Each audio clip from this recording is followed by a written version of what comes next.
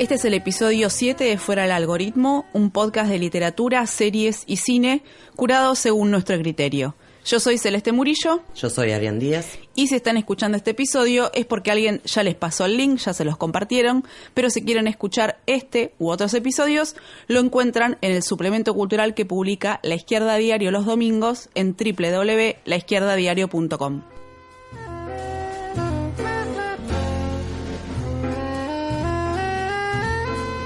Hoy vamos a hablar de brujas, sobre todo de algo bastante particular que pasa con las brujas en el siglo XXI, que de alguna forma fueron como revalorizadas o a lo mejor resignificadas en este contexto de movilización de las mujeres y también un poco de un sentido común feminista que no tiene mucha definición.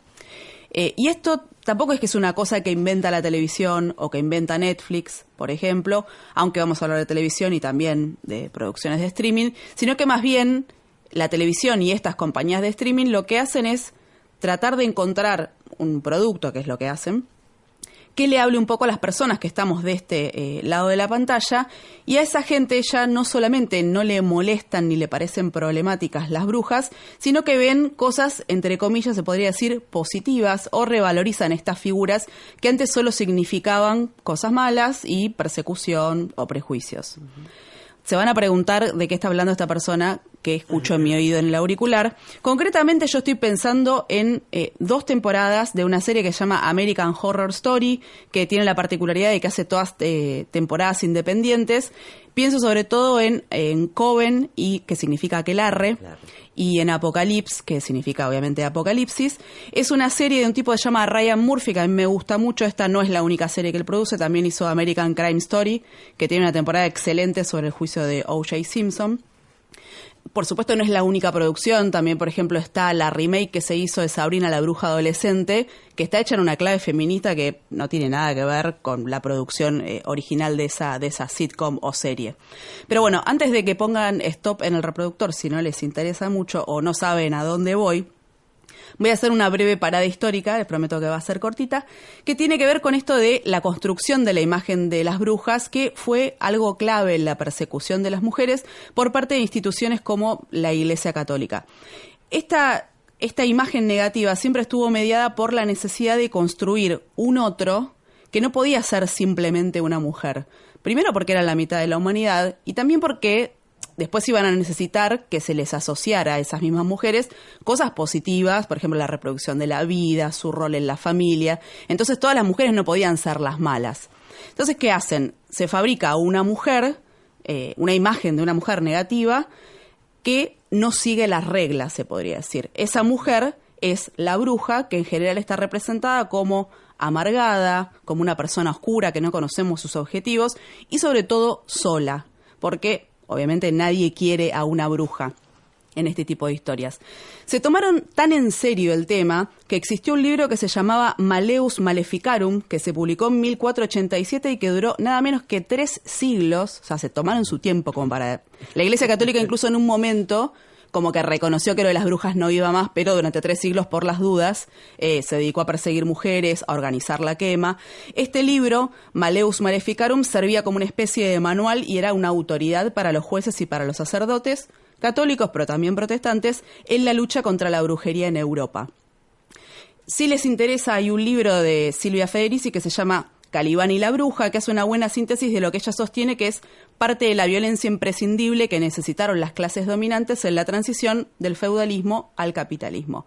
Obviamente, de este libro y de la lectura que hace ella se desprenden cosas por ejemplo, yo con muchas no estoy de acuerdo, no me parecen bien. De hecho, muchísimas son debates que todavía siguen hoy en el feminismo y en el movimiento de mujeres, pero el trabajo de este libro en particular es interesante y además, como está editado por Traficante de Sueños, una editorial española que publica con esta licencia Creative Commons, el libro se puede como piratear legalmente, digamos. Es gratis, claro. Es gratis, está en las redes, se lo pueden bajar, es muy fácil de conseguir. Pero bueno, decíamos, en esta transición del feudalismo al capitalismo, la clase dominante que nacía necesitaba, entre otras cosas, destruir, por ejemplo, la vida comunal. Era como algo que tenían que ordenar. Hubo masacres enormes, miles de personas fueron quemadas en la hoguera, casi todas eran mujeres, y esto sucedió sobre todo a final de la Edad Media. ¿Qué hacían estas mujeres que condenaban a la hoguera por brujas. Sus mayores pecados, podríamos decir, eran proporcionar métodos anticonceptivos y practicar abortos, o sea, controlar la natalidad de las mujeres, y esto concretamente cuestionaba a dos instituciones muy poderosas, que eran la medicina y la iglesia. No estábamos hablando de la Edad Media porque lo que decís parece... Suena bastante parecido a hoy, ¿no? Pero bueno, claro, en ese momento lo que hacían cosas parecidas con menos filtros, digamos, ¿no? Con menos justificaciones, porque es así, y esto es hereje. Y junto con esto, obviamente, las acusaban de divulgar ideas comunistas, igualitaristas, ¿no? Todo suena realmente horrible. Se ve que la iglesia estuvo muy bien en luchar contra eso. Una línea coherente a lo largo de los siglos. Sí, bueno, si hay algo que no se le puede discutir a la Iglesia Católica es que mantiene, o sea, es como esa firme. gente que cuando dicen morir con las botas puestas, bueno, la Iglesia Católica está en eso, pero no está muerta. Esa idea, lo que es interesante igual sobre eso y las producciones culturales, es que la idea esta no se expandió en la cultura, podríamos decir, de la misma forma. Uno de los reductos igual más importantes donde sobrevivió, se mantuvo vigente y que es clave para la construcción de los prejuicios es la literatura infantil. Ahí la bruja durante muchísimos años, recientemente se empieza a cuestionar un poco eso, la bruja es la mala, la bruja es la fea, la bruja es la que está sola, no quiere a los buenos y los buenos no la quieren. A veces es verde incluso, tiene verrugas. Claro, es bastante como deforme y es la que menos se parece a las otras personas que están en la historia. Estas imágenes se nutren sobre todo de estereotipos que nacieron en la época la casa de brujas a fin de la Edad Media, que las mostraban montadas en una escoba, bailando con el diablo, cocinando pócimas, que es básicamente lo que hacemos las mujeres cuando estamos en nuestra casa, según esta historia.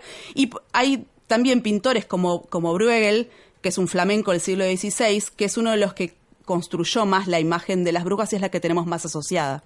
Sí, se dice de Peter Bruegel, que es porque hay 5 Bruegel dando vueltas, hijos y demás. Pero una bueno, familia de pintores. Este que es el que fundó el clan, digamos, que se dice que entre otras cosas le gustaban contar historias de fantasmas a sus conocidos, así que ya estaba. Eso y colarse en las bodas, disfrazado, parece que le gustaba. Sí. Dos costumbres. Cosas que aparecen efectivamente en muchas de sus pinturas, que tienen ese tono medio fantástico, como las pinturas del Bosco, que es un poco anterior, digamos, de esa tradición. Bueno, tiene esa onda, se las ven. Claro, y si ven o se chocan o googlean a este pintor flamenco, van a ver que es la imagen que tenemos en la cabeza. Obviamente nuestras brujas están también colonizadas, nosotros somos latinoamericanas, pero la imagen que tenemos en la cabeza de una bruja se parece mucho más a la que pensó este señor en el siglo XVI, en Europa Central, o sea, nada que ver con Latinoamérica, pero es una imagen que trascendió. Hay 2 ejemplos muy gráficos, uno es Hansel y Gretel, de los hermanos Grimm, donde la bruja es un personaje central y obviamente es lo más malo del mundo, y el otro, que también es de los hermanos Grimm, es Blancanieves, que en realidad se hizo recontra famosa con la versión del 37 de Walt Disney. Obviamente este camino no fue lineal. También la persecución de las brujas se usó como metáfora y se volvió como una cosa crítica, digamos. En la literatura, por ejemplo, está Las brujas de Salem, que en inglés se llama The Crucible, de Henry Miller, la escribió en el 52, y él la usó para hablar del macartismo, que fue una persecución ideológica en Estados Unidos a mediados de los años 50, donde se perseguía a cualquier persona que se sospechara que tenía ideas comunistas, que otra vez, una idea comunista era desde pensar que, no sé, los derechos tienen que ser iguales para todas las personas. Eso es comunista. Claro, hasta cualquier gesto. De hecho, se usa como frase hecha, ¿no? Esto es una casa de brujas. Es una casa de brujas. Viene exactamente de ahí. Esa obra de teatro que él escribió en 1952 está inspirada en un hecho real que ocurrió en 1692 en Salem, que era una ciudad, una aldea en la región de Massachusetts, que es al este de Estados Unidos, que es como la cuna de la nación, se podría decir, gobernada por un grupo de puritanos, que eran estos como los colonos, un sector de los colonos como muy fundamentalistas de la religión protestante, donde hubo una especie de juicio, y lo de especie lo pongo también entre comillas porque fue una cacería en realidad, claro, donde se condenó sin ningún tipo de juicio real a 19 mujeres que fueron acusadas por brujería. Pero un día las cosas cambiaron y las brujas ya no solamente no eran algo malo y tampoco representaban solamente cosas malas ni estaban del lado del mal.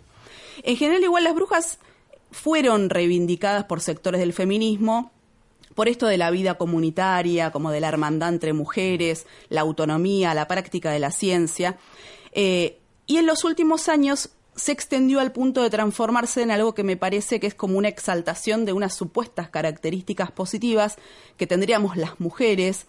Algunas en realidad son desmentidas de prejuicios, que está bien y tienen como un valor y una simbolización que es muy buena y habla también de este momento. Como que si hay muchas mujeres juntas seguro están haciendo algo maléfico. Claro, es una aquelarre. Bueno, de hecho también. todas las expresiones, sí, o sea, todo tiene mucho que ver con esa construcción. Todas las escuchamos en algún momento. Obvio. Referidas a nosotros. Si hay 3 mujeres hablando, eso es una aquelarre. Pero decía, algunas son desmentidas de prejuicios, pero otras como que bordean con esta idea peligrosa de que las mujeres tenemos una esencia que nos haría diferente, lo cual a mí ya me plantea una primera dificultad porque, por ejemplo, yo soy mujer, peleo en contra de la opresión de las mujeres, pero Angela Merkel, por ejemplo, que gobierna Alemania y, por ejemplo, se la pasa expulsando mujeres inmigrantes, también es mujer. Entonces, a mí me cuesta un poco pensar en esa idea de que tenemos algo distintivo que nos haría mejores. Claro, tampoco 3 mujeres juntas están necesariamente haciendo algo bueno. Claro, trabajando por un mundo mejor. Pero bueno, esto es lo que me lleva a American Horror Story, que me parece que hace una buena lectura de este momento. Obviamente está tamizado por la producción de la televisión. Ryan Murphy tampoco es que es un marxista o un militante de la emancipación femenina, sino lo que me parece que hace muy bien, es una de las cosas que más me gusta, es leer un momento, y él eligió usar el terror como una forma de hablar de los problemas sociales. Hay mucha gente también que lo critica porque dice que hace un uso excesivo de una estética que es vintage, que hoy vende mucho, que es cierto, obviamente. Porque brujas y este tipo de temas y horror permite usar muchos vestidos, casas viejas, ¿no? También, las producciones están buenísimas, claro. Igual, digo, independientemente de este tema en particular, sus temporadas en general, salvo alguna que no me gustó mucho, son cosas que me gustan. Pero bueno, estas 2 temporadas, le decía, son totalmente independientes, estas están dedicadas a las brujas. Una es más en clave de denuncia de la persecución y otra ya es como más en esta plena era feminista, con las brujas como en el poder o peleando por el poder. La primera es Coven, que significa aquelarre en inglés, que es de 2013, es en plena administración Obama, y es la historia de una escuela de brujas en el siglo XXI, que no casualmente está situada en Nueva Orleans, que es al sur de Estados Unidos, que fue el hogar de una maestra mítica del vudú, que se llamaba Marie Laveau, que en la serie está interpretada por Angela Bassett, que es una especie de bruja inmortal. Y una de las pocas aparte que se puede enfrentar al diablo, digamos, que es como obviamente es el malo, ¿no? Por supuesto, el diablo en la serie. Claro, ella hizo un trato con él, por eso es inmortal. Por eso es inmortal. Esta escuela está dirigida por la bruja suprema, que es Jessica Lange, y por su hija Cordelia Fox, que es Sarah Paulson, que está todo el tiempo en contradicción en la relación con su mamá, porque por un lado reconoce que es la bruja suprema, pero como esta bruja está en decadencia, también ella empieza a ver que, bueno, hay que tratar de explicarle a mamá que hay que darle paso a las nuevas generaciones, quizás este ya no es su momento, y esa relación no es fácil nunca.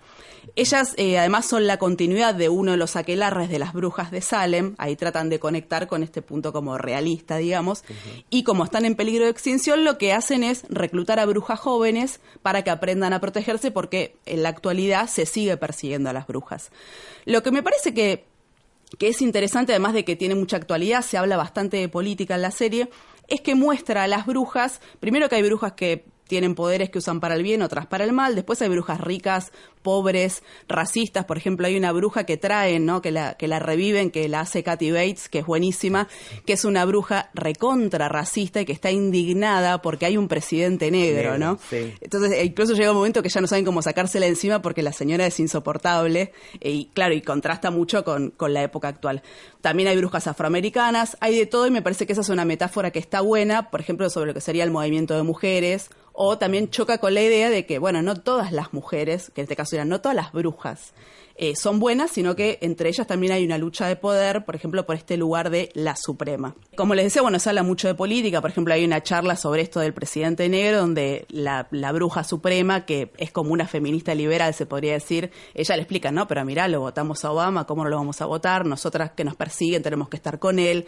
Y ahí también se meten bastantes discusiones que aparte me parece que tiene mucho que ver con Estados Unidos, que es como la cuna, digamos, de las políticas identitarias, que es uno de los grandes debates en los movimientos sociales. Después está Apocalypse, que es la última, en realidad es la última que se hizo, ya está siendo la próxima, que se estrenó a finales de 2018, que como su nombre lo indica, trata sobre el apocalipsis, el fin del mundo. Esta serie, esta temporada, aunque es independiente, es como un crossover, que es cuando se cruzan 2 temporadas, o 2 series, se podría decir, entre Coven, Aquelarre, la del 2013, y Murder House, que es la primera temporada de American Horror Story, que en realidad su relación es que ahí, digamos, surge el anticristo que va a estar presente en este fin del mundo. Esta serie empieza básicamente como con una especie de invierno nuclear en Los Ángeles, se empiezan a caer misiles, la gente empieza a correr para todos lados, y cuando se empieza a buscar refugios, surge un problema que, ¿cuál es? Los refugios están manejados por una corporación, una gran empresa muy poderosa, que ya hace tiempo que sabe que viene el fin del mundo, obviamente, porque las empresas son las que están arruinando el planeta. Porque algo tiene que ver. Claro. Y bueno, ahí vemos, tampoco les quiero spoilear toda la serie, ¿no? Pero ahí vemos, por ejemplo, todas las luchas que hay para entrar en la lista. Obviamente que todos los que tienen su lugar asegurado es gente que pagó mucha guita para estar ahí, o de familias como, o sea, así medio ricas. Ahí las brujas como que encuentran una forma de meterse. Bueno, tampoco les quiero arruinar toda la historia. Lo interesante en los refugios es que está toda esta gente rica, y los que sí también quedan refugiados son sirvientes, porque toda esta gente... Porque alguien tiene que trabajar. Porque ellos no van a hacer algo ni siquiera en el fin del mundo. Obviamente. Después tiene cosas muy graciosas, por ejemplo, que es cuando hacen las representaciones del infierno para las diferentes personas. Hay una que me encanta, que para ella el infierno es trabajar... en un supermercado doblando toallas todo el día, y es lo único que hace. Es muy bueno, que dice, llévenme, dice, mátenme, no me importa, pero sáquenme de acá. Y después lo que tiene, que está muy bueno, son discusiones que otra vez bordean con esta idea del esencialismo.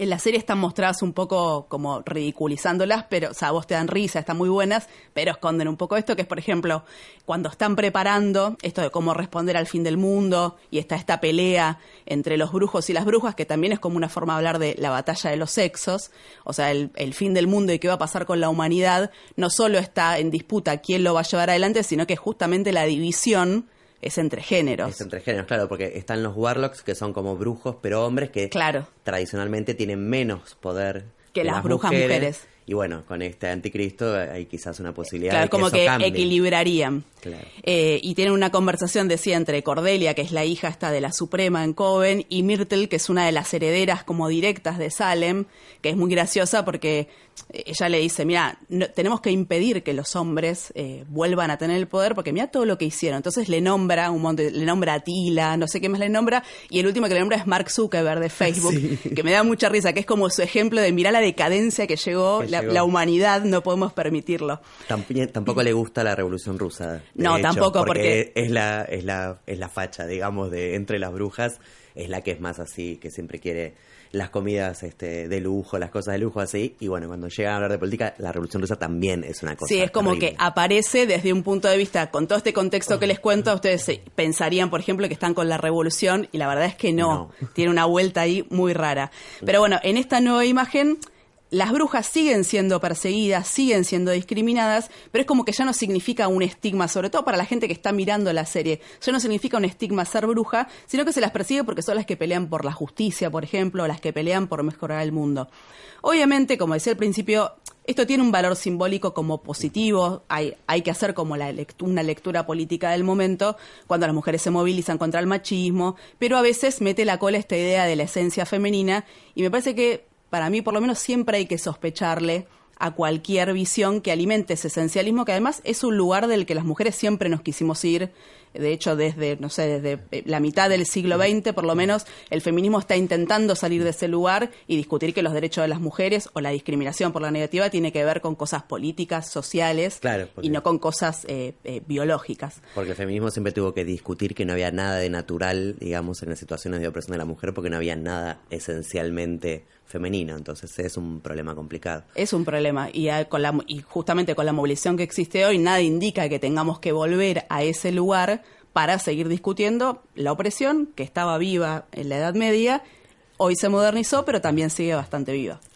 Yo quiero hacer ya que estamos hablando de denuncias, quiero hacer una denuncia pública de algo de esta serie que hay que avisarle. No se puede criticar a Ryan Murphy. Hay que avisar.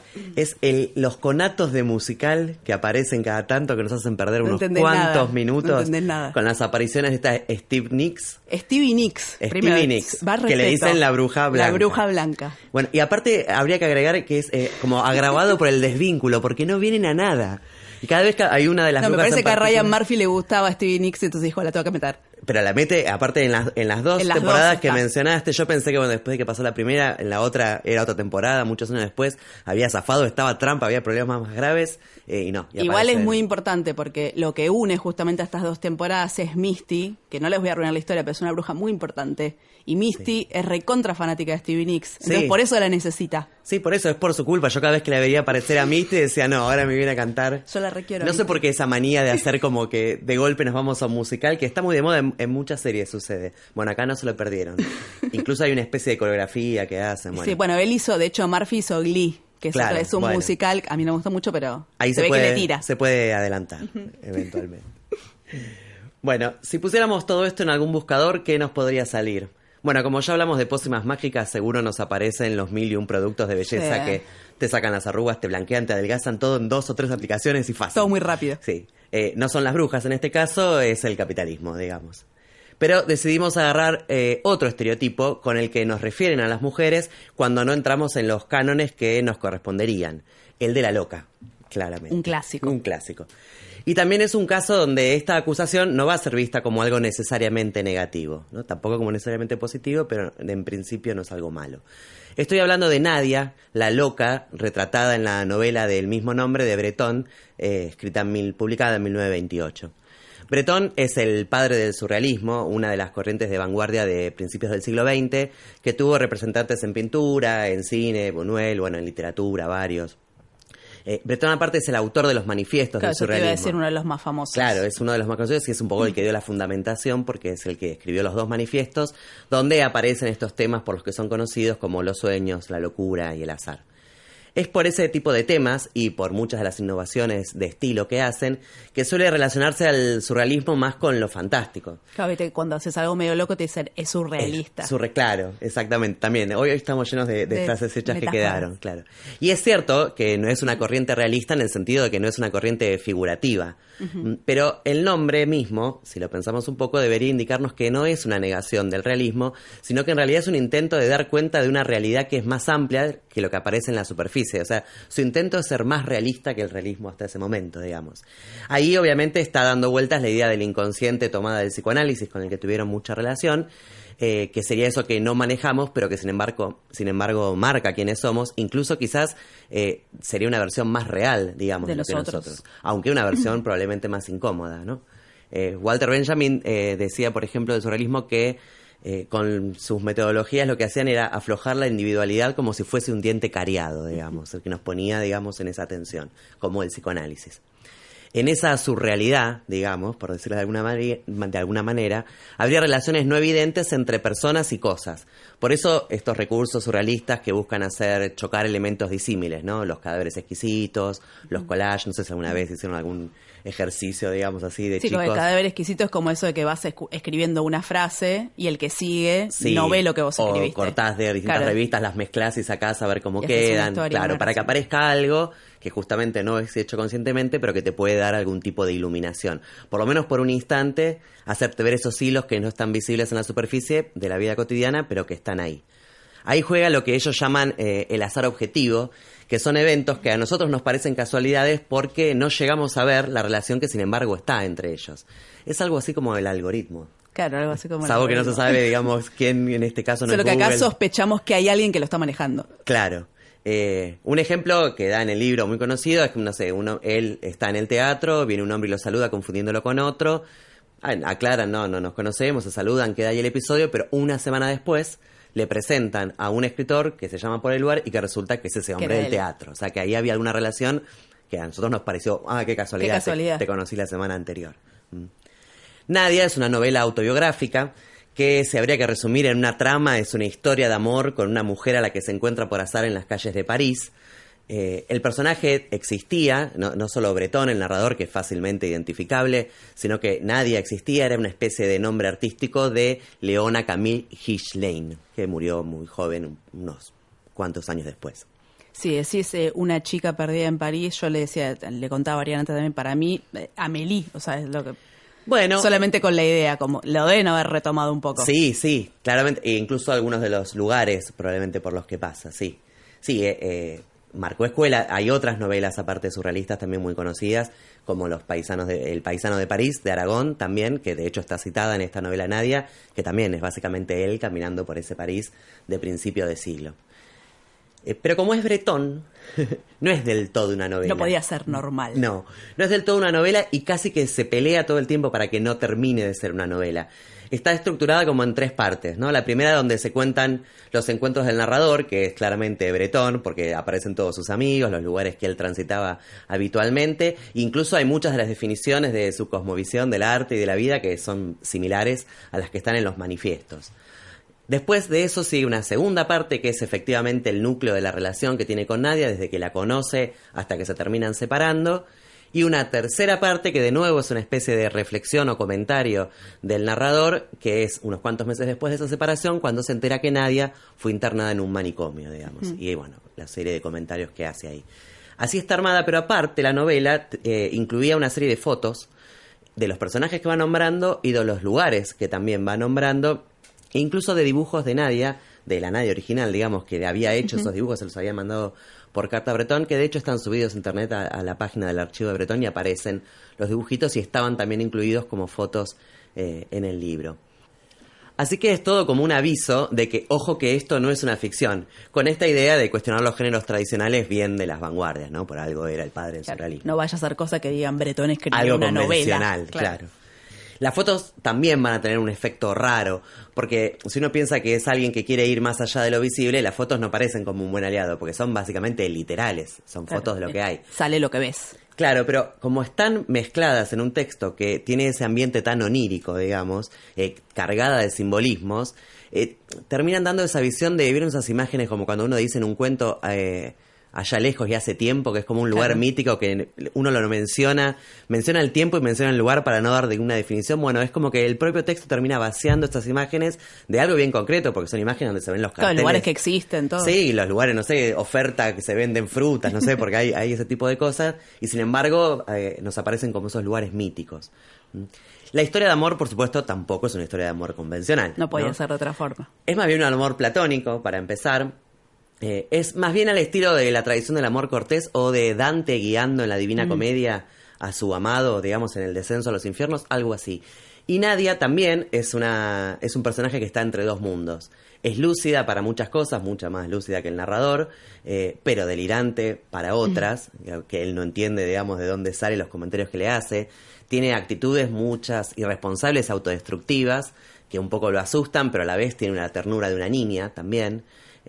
Le da respuestas desconcertantes, lo asombra muchas veces. Es como que él, viendo el mundo a través de sus ojos, de los ojos de Nadia, describe un mundo que le produce asombro. Tiene como otra lógica Nadia, una lógica propia. Claro, piensa diferente. Claro. O sea, está loca. Claro. ¿Y por qué también está loca? Por esta otra lógica que tiene y porque es excéntrica. ¿Qué excéntrica qué quiere decir en ese momento? Que es una mujer independiente, que anda sola por la calle, que camina con la cabeza en alto, que no le importa lo que digan de ella. Si hubiera vivido la Edad Media, seguro la hubieran señalado como bruja. Seguramente hubiera estado quemada. Bueno, Mariátegui, el marxista peruano, comentando la novela, decía: Nadia, la de André Breton, es única, pero sus hermanas deambulan por las calles de París, Berlín, Londres y se extinguen en sus manicomios. Bueno, ¿por qué? Porque ¿qué hace la sociedad con las mujeres no convencionales? Las quemaba, y si no, ahora ¿qué hace? Entre otras medidas, las interna. Claro, te marca como loca. Claro. Eso es lo que aparece recién en la tercera parte de la novela, donde ya se habla abiertamente de locura, no en boca de él, sino en boca de otros. Y ahí Bretón, que aparte, no sé si lo mencioné antes, pero había estudiado psiquiatría y la había abandonado, pero o sea que sabe del tema, hace toda una diatriba contra esas instituciones, las de los manicomios, que son las que para él efectivamente vuelven locos a los que encierran ahí, porque los encierran ahí para normalizarlos, ¿no? Para apagar esa particularidad que cuestionaba lo convencional y que por eso es necesario curar. Y por eso la novela termina con esa frase que es bastante famosa, que habla un poco de Nadia, pero también habla un poco del símbolo de un arte no convencional, que es al que él aspira, que es la belleza será convulsiva o no será. Convulsa, aparecen algunas traducciones. Bretón aparte agrega otra cosa, que si Nadia hubiera tenido recursos, capaz que con pagarse una clínica discreta donde estar retirada, claro, durante un tiempo, o estudiando claro, unos meses, hubiera zafado, pero nadie era pobre, ¿no? Y cuenta cómo le echan del departamento, cómo es pobre, cómo que no consigue trabajo, así que entra uno y no sale más. Aunque quizá esto parezca un poco raro por el tipo de temas que venimos describiendo que toma el surrealismo, esas especies de descripciones sociales o de los conflictos sociales, en realidad están presentes en la novela y están presentes en todo el surrealismo, que de hecho fue una corriente que se definió políticamente, más precisamente se definió como anticapitalista, e incluso el grupo francés llegó a entrar al PC francés, ¿no? Sin discusiones y sin problemas, Pero ¿no? tampoco es que eran un grupo de colgados. No, no. De hecho, ellos tuvieron muchas discusiones para si entrar o no entrar a militar al PC francés. Terminaron entrando en el 33, cuando... Qué momento complicado para entrar al Partido Comunista. Como que llegaban siempre a destiempo, digamos, Claro. a las cosas. Porque cuando entran, en el 33, creo que es el año exactamente, el proceso de estalinización ya había avanzado en todos los partidos comunistas. De hecho, en la URSS los movimientos de vanguardia artísticos eran perseguidos ya y ellos tenían relación con algunos que conocían. Así que así como entra, Bretón sale. Rápidamente. Sí, él y otros. Pero otros se quedan, como Aragón, este que mencioné antes, de que había escrito El paisano de París, se queda, y no solo se queda, sino que se hace un férreo estalinista, digamos. Así que varios de los enfrentamientos que van a tener van a partir de estos conflictos políticos. Un poco en contra de esa idea que uno puede tener de que, por un lado, porque los surrealistas son famosos por sus peleas y disputas internas, son medio facciosos, digamos, entre sí, los surrealistas franceses sobre todo, que uno lo tiende a relacionar con que son excéntricos, con que son bohemios, cosa que lo son. Claro, es verdad. Porque son unos ególatras increíbles, cosa que Bretón lo es de una manera que casi produce ya no molestia sino admiración, pero también es cierto que había discusiones políticas y sociales de por medio, que no solamente era un problema de egos, estrellato. Claro. Y ahí quería traer otro pasaje que está en la novela y que es justamente el encuentro repentino que tiene Bretón con esa joven que camina con la cabeza levantada en las calles de París, que se da justamente cuando está deambulando. Después, describe ahí, después de detenerse en la librería de la Humanité, que es el órgano del PC francés, comunista, y, aclara, de comprar la última obra de Trotsky. Hizo un Inception de otra idea. Ya. De otra idea, claro. Esto es en 1928 que se publica. Bretón no sabía entonces que ese episodio tenía elementos que una década después lo iban a encontrar efectivamente con Trotsky en 1938, en un viaje a México. Donde estaba exiliado Trotsky. Donde Trotsky ya estaba exiliado. Él viaja para realizar una serie de charlas, también para irse un poco de Francia, donde la cosa estaba pesada ya para el año 38, piensan que estamos en entreguerras. Y ellos, en ese encuentro, que son en realidad una serie de encuentros que tienen y charlas, porque se queda un buen tiempo, les boicotean algunas de las charlas, les recibe amenazas porque se va a encontrar con Trotsky. O sea, no fue un viaje académico, no un viaje de placer para Bretón. Elaboran lo que se conoce como el Manifiesto por un Arte Revolucionario Independiente, de que Bretón en realidad escribió el borrador en tinta verde, según los testigos, y que Trotsky después lo corrigió. El manifiesto buscaba reagrupar, digamos, a los artistas que no querían quedar entrampados en las opciones que había en la época, que eran todas pésimas, porque o tenías que estar con la regimentación estalinista y la defensa de una política que era claramente cada vez más reaccionaria, o tenías que estar con la defensa del arte puro liberal, que la libertad que te prometía era la del mercado. Claro, que es en general lo que dicen las democracias capitalistas, de que, o sea, nosotros somos nosotros somos la libertad. Claro, bueno, es la libertad del mercado, aunque incluso también de hacer propaganda, porque justamente estábamos en entreguerras y enseguida los llamaron también a todos los artistas a hacer propaganda del imperialismo democrático, claro, digamos, contra el imperialismo malo, digamos. Así que, por supuesto, en ese encuentro hubo peleas, algunas con portazos incluidas, según cuentan los testigos, diferencias teóricas, por ejemplo, esto del azar objetivo a Trotsky le parecía más bien idealista. Después compartieron también el interés que tenían los dos, aunque también con diferencias, sobre las teorías del psicoanálisis y de Freud. Pero lo que es más interesante es que se guardaron las versiones original, digamos, del borrador de Bretón. Antes de las correcciones de Trotsky. Claro, y están las correcciones agregadas, y de la comparación entre los dos textos se pueden ver varios puntos que también son medio como asombrosos, porque hay frases que uno pensaría que las escribió Bretón y no, resulta que son las de Trotsky, y viceversa, cosas que son las que escribió Trotsky y dicen, esto seguro que lo agregó Bretón, el artista bohemio, sobre la libertad del arte, por ejemplo, y no, lo de anarquía del arte lo puso Trotsky, por ejemplo. Y que hay definiciones que volaron, que tenían que ver con la relación entre base y superestructura en el marxismo, entre el arte y la sociedad, que eran de Bretón, y eran de Trotsky, Bretón, y que Trotsky le dice, dijo, no lo pongamos. ¿no? Así que bueno, acá va un chivo. Nosotros publicamos esos textos en Ediciones IPS, en un libro que se llama El encuentro de Bretón y Trotsky en México. Que lo editó Ariane, ella no lo va a decir, pero bueno. Sí, yo hice la compilación con otras compañeras, donde están estos textos, la comparación y varios de los relatos también de los testigos, que hubo varios en esos encuentros, así que lo pueden encontrar en las librerías. 218 caracteres. Si Walter Benjamin hubiera tenido Twitter, podría haber tuiteado esto. Escuchen. El error y el sinsentido son males suficientes, pero solo se vuelven muy peligrosos cuando se pretende imponerles orden y lógica. Eso es lo que ocurrió con la creencia en las brujas. La verdad que hubiera tenido mucho retweet, mucho me gusta. Benjamin hubiera sido ideal para tener Twitter, para tener porque Twitter. Tiene frases que son para Twitter. Y que aparte entran en 218 caracteres. Sí, porque aparte son cortas. Sí. Esto es parte, en realidad, de uno de los casi 100 programas que Benjamin, el pensador alemán que murió en 1920 escapando del nazismo, preparó para la radio entre 1927 y 1933. O sea, que era para un programa de radio en este Que él caso. hizo todo aparte. Todo, sí. Le interesaban un montón de cosas, eso, con muchos experimentos. Todo lo que había, todos los medios nuevos Todo que lo había, que se podía probar, lo lo probaba. probaba. ¿A qué venía este comentario? Bueno, es un buen ejemplo de esa frase famosa de Benjamin que, discutiendo contra la idea del progreso, decía que todo documento de cultura era a la vez un documento de barbarie. Lo que intenta mostrar en este caso es cómo el progreso de las formas filosóficas y jurídicas puede no solo reforzar viejas supersticiones, que supuestamente te vendría a eliminar, Claro. sino que incluso volverlas más dañinas. ¿Por qué? Porque la creencia en las brujas tenía una larga historia, obviamente, es parte del folclore, digamos, popular. Pero cuando los filósofos las catalogaron y las juristas sistematizaron los métodos para reprimirlas, es cuando se inició una de las matanzas que más siglos llevó a detener, la matanza de brujas, ¿no? Los juicios a las brujas de los que hablamos al principio del episodio. O sea que la modernización que supuso la intervención estatal no eliminó la superstición, sino que más bien la agrandó. Claro, creó un problema más grande del que existía. Claro, obviamente para justificar una cacería que estaba ligada a otros intereses, ¿no? Que es lo que hablábamos al principio. No es casual esa reflexión de Benjamin. De hecho, Benjamin, contra cierta izquierda en ese momento, sobre todo el PC, que subestimaba al fascismo por atrasado, que al principio dijo esto va a pasar porque es algo atrasado. Benjamin, al contrario, veo que en el nazismo lo que había, aunque apelaba a prejuicios antiguos como el de la raza, uno podía pensar, era en realidad una forma típicamente moderna, de hecho una forma bien imperialista, de aplicar la industrialización a la masacre, ¿no? Que son los campos de concentración. Él tuvo mucho tiempo esa discusión de que era un fenómeno moderno y que no había que subestimarlo como una cosa... Como una cosa vetusta del claro, pasado. loca, que se le había ocurrido a alguno y que iba a pasar.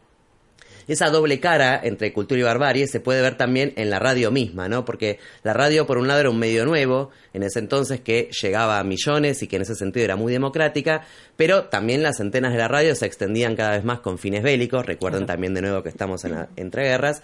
Y el nazismo, de hecho, empezó a usar la radio, sobre todo para hacer propaganda del propio régimen. O sea que él siempre está viendo esos dos lados de esas innovaciones. Esa dualidad. Claro. Y a Benjamin, que le preocupaba, digamos, el problema este de los medios a lo que intervenía, también veía en el medio radial en sí mismo cosas que podrían ser negativas, pero que también podían ser positivas. Por ejemplo, lo que le molestaba a la radio era ese carácter unilateral, porque está bien, uno le habla a millones, pero uno habla, claro. Los otros no pueden responder. Entonces Benjamin hacía cosas que para ese momento eran muchas, no se había hecho todavía, como pedir que llamen, que voten, hacer preguntas para que los oyentes... Era digamos, interactivo antes de que exista lo interactivo. para que fuera interactivo. Él dice para hacer algo así como que en vez de la radio sea como una especie de teléfono colectivo donde pudiera haber intercambio, ¿no? Hablando obviamente de la tecnología de la época, era el teléfono. Hoy quizá Internet podría ser algo así y habría que ver qué pensaría Benjamin de Internet. Da la impresión de que seguramente le gustaría por todas las posibilidades que tiene, pero también vería muchos de los peligros que tiene, ¿no? Como la sobreexposición, que en vez de permitirte más reflexión te permite menos, Claro. Los peligros de la Big Data, que todo lo que pones termina almacenados en algún lado, vaya a saber para qué. Así que bueno, Internet sería seguramente el medio que no llegó a ver, pero que le interesaría igual como analizó los otros.